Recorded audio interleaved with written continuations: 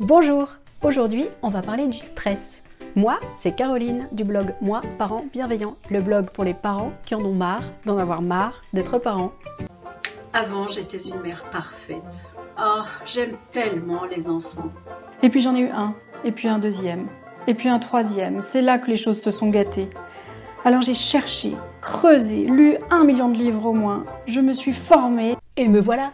Tu sais, toi, ce qui se passe dans ton corps quand tu stresses?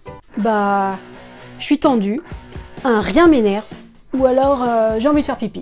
Le mot stress a été inventé par un physicien allemand dans les années 20 pour décrire un ensemble de symptômes qu'il retrouvait chez ses patients. Le stress, c'est comme la mise en état d'alerte du corps. Les signaux ont capté un danger et hop, le corps se prépare à y répondre. Tu noteras que j'ai dit le corps. Alors oui, bien sûr, le cerveau participe, mais pas le cerveau supérieur.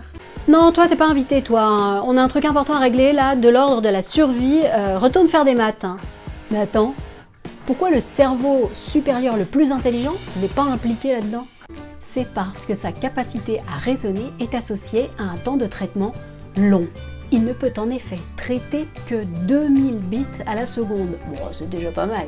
Alors que la partie inconsciente de notre cerveau, elle, peut capter jusqu'à 400 milliards de bits d'informations à la seconde, en présence d'un danger. Par exemple, quand une voiture freine devant nous brusquement, nos cerveaux émotionnels et reptiliens réagissent avant même que l'information ne monte au cerveau supérieur. Au moment où on pense « Ah !» dans la phrase « Ah, mais qu'est-ce qu'il a à freiner ce con ?» notre inconscient nous a déjà préparés à réagir. Si ce n'était pas le cas, il faudrait attendre la pensée suivante « Ah, le frein !» et ce serait trop tard. Ok, le stress, ça a du bon. Alors pourquoi t'as appelé ta vidéo Maman des stress? Parce que, comme on l'a vu, le stress a pour effet de déconnecter notre cerveau supérieur. On perd sa faculté de prise de recul et au lieu d'être acteur de la situation, on passe en mode réaction.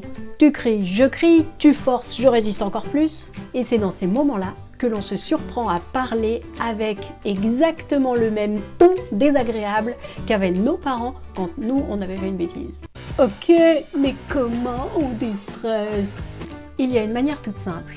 Tu desserres la mâchoire, tu poses ta langue sur le bas de ta bouche, tu fermes les yeux et tu prends une grande inspiration.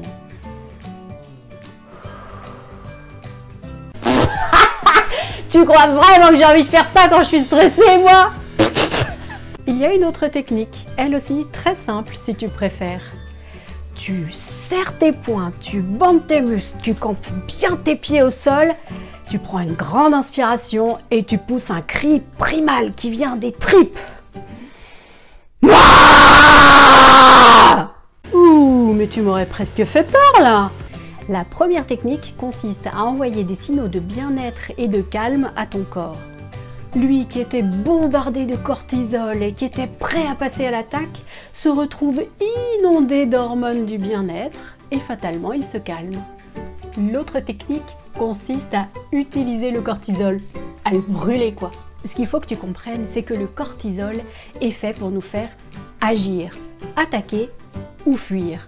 Dans certains cas, son niveau est tellement élevé qu'il nous paralyse. Il baigne toutes nos cellules qui souffrent et qui meurent. Mais si on l'utilise ce cortisol en bandant nos muscles, en criant ou en tapant contre un objet comme un coussin qui va permettre d'absorber notre énergie sans nous faire mal, alors on le réduit son niveau bien sûr. Et du coup on déstresse. Pas con. Par contre tu viens de flanquer la trouille de sa vie à ton gosse là. L'idée consiste à s'éloigner de l'enfant. D'abord, pour éviter que le stress ne nous submerge et ne nous conduise à agir avec violence avec lui, par exemple en lui criant dessus, sur lui ou en le frappant. Le principe, c'est de s'éloigner des autres pour aller brûler tout ce cortisol et pour revenir beaucoup plus calme. D'ailleurs, quand on s'énerve sur son enfant, quand on lui crie dessus, quand on le frappe, c'est juste ça. On cherche juste à brûler notre cortisol en excès. Sauf que dans l'intervalle, on a sérieusement abîmé notre relation avec lui. Et voilà! Maintenant, la prochaine fois que tu sentiras le stress monter, tu auras 2 solutions pour l'évacuer. Ça marche aussi sur ton chef et ton chéri. Si tu as aimé cette vidéo, c'est le moment de cliquer sur le pouce bleu. Oui, oui, oui. De la partager avec tous tes amis, surtout si ce sont des parents, surtout s'ils sont moins bons que toi. Oui, j'arrive mon grand, j'arrive, 2 minutes. Tu peux aussi t'inscrire à ma chaîne YouTube et bien sûr, oui. N'oublie pas de télécharger mon guide gratuit 5 outils pour gérer et limiter les crises avec bienveillance. Oui, allez, j'arrive, c'est bon, cette fois j'arrive.